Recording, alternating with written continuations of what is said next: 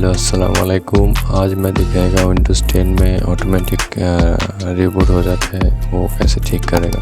पहले आपको स्टार्टमेंट में जाना है, उधर साज बार पे लिखना है एडवांस सिस्टम सेटिंग्स।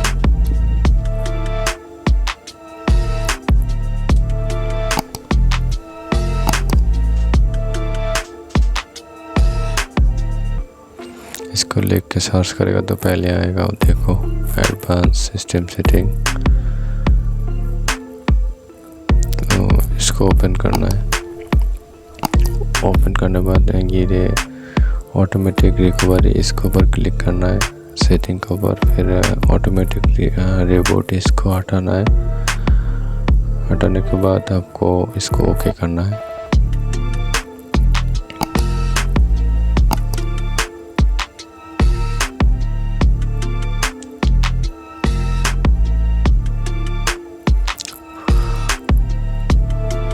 ओके करने के बाद नहीं होता है तो फिर आपको दूसरा एक ऑप्शन है, उसको भी क्लिक करना होगा। दूसरा एक तरीका है, वो भी करना होगा। तो फिर आपको जाना होगा स्टार्ट मेनू में।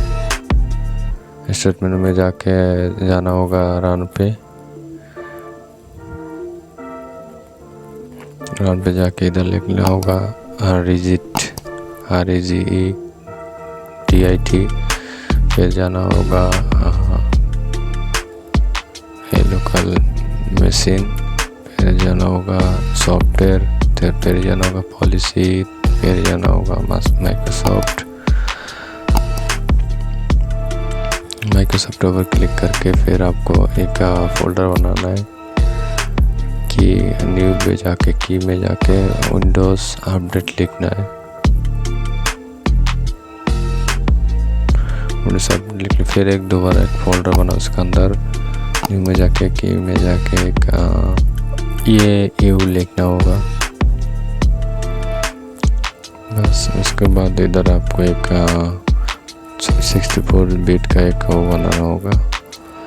फिर लिखना होगा no auto reboot with log it on user. बस थैंक यू सो मच।